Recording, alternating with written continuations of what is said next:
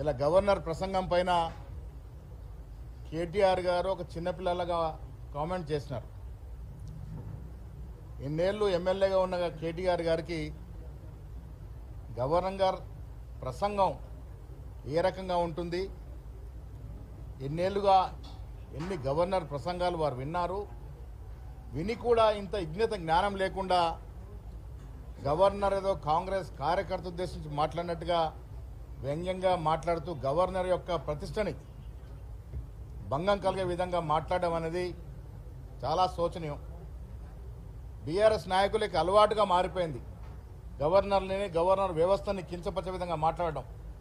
గతంలో ఒక మహిళని చూడకుండా తమిళసై గవర్నర్ గారిని ఏ విధంగా వ్యంగ్యంగా అవమానపరిచినారో మనం మర్చిపోలేదు.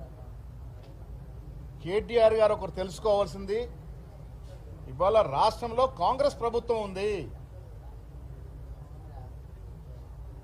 కాంగ్రెస్ ఎన్నికలకు ముందు మేనిఫెస్టోలో పెట్టినటువంటి అంశాలని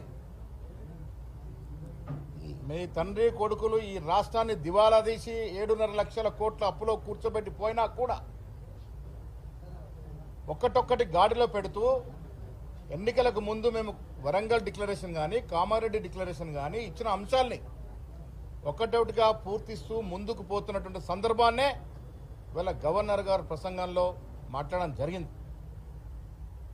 మీకు తెలియదా, గవర్నర్ ప్రసంగం క్యాబినెట్ ఆమోదం పొందిన తర్వాత వారు మాట్లాడతారనే మాట తెలియకుండా మీరు అవివేకంగా మాట్లాడుతూ ఉన్నారా? గవర్నర్ మాట్లాడిన అంశాలన్నీ కూడా ఇవాళ ఈ రాష్ట్రంలో ఉన్నట్టు కాంగ్రెస్ పార్టీ, కాంగ్రెస్ ముఖ్యమంత్రి, కాంగ్రెస్ మంత్రివర్గం చేస్తున్నటువంటి పలు ప్రజా సంక్షేమ అభివృద్ధి కార్యక్రమాల మీద గవర్నర్ గారు మాట్లాడడం జరిగింది. మీరు 10 ఏళ్ళు ఏమి చేయలేకపోయినారు, సంవత్సర కాలంలో చేస్తూ ఉంటే ఓర్చుకోలేనటువంటి పరిస్థితి మీది. ఇలా ఉద్యోగాలు మీరు 10 ఏళ్లలో 50,000 ఉద్యోగాలు ఇవ్వలేకపోయినారు. మేము 9 మాసాల్లో 56,000 ఉద్యోగాలు ఇచ్చిన మాట ఇలా గవర్నర్ గారు ప్రసంగంలో చెప్పడం జరిగింది.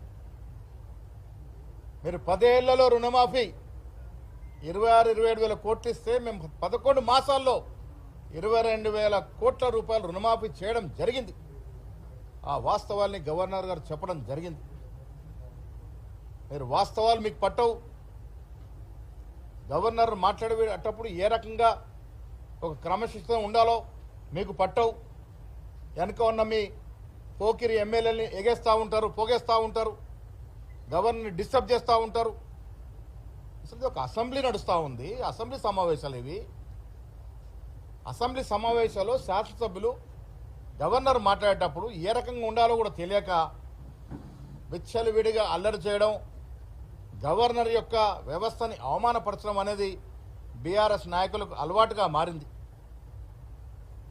ఇలా కేసీఆర్ గారు ఫామ్ హౌస్కి పరిమితమైనారు, మీరు హైదరాబాద్లో పరిమితమైనారు. కేటీఆర్ గారు మీరు రాష్ట్రంలో తిరిగి కింది స్థాయిలో పర్యటిస్తే కాంగ్రెస్ అభివృద్ధి కానీ సంక్షేమం కానీ మీకు తెలుస్తుంది. మీరు పర్యటనలు చేయకుండా హైదరాబాద్లో కూర్చొని ఇష్టారీతిగా కాంగ్రెస్ పార్టీ గురించి మాట్లాడుతూ ఉన్నారు. ఈ రాష్ట్రంలో జరుగుతున్న అభివృద్ధి, ఈ రాష్ట్రంలో కాంగ్రెస్ పార్టీ ఇస్తున్న సంక్షేమం, రైతులకు ఇస్తున్న సంక్షేమం, విద్యా వైద్యం పట్ల మేము అనుసరిస్తున్న వ్యూహం, ఎడ్యుకేషన్ పరంగా ఇంటిగ్రేటెడ్ స్కూల్ తీసుకొచ్చినటువంటి వైనం, స్కిల్ యూనివర్సిటీ పెట్టినటువంటి వైనం, స్పోర్ట్స్ యూనివర్సిటీ తీసుకొచ్చినటువంటి చరిత్ర ఈ దేశంలో ఎక్కడా లేని విధంగా ఈ రాష్ట్రంలో రకరకాలుగా అభివృద్ధి జరుగుతూ ఉంటే ఓర్చుకెళ్ళని మీరు, ఆనాడు చేయలేని మీరు ఇవాళ గవర్నర్ ప్రసంగంపై వ్యంగ్యంగా మాట్లాడడం అనేది మీ రాజకీయ దిగజారుతనానికి నిదర్శనంగా చెప్పక తప్పదు.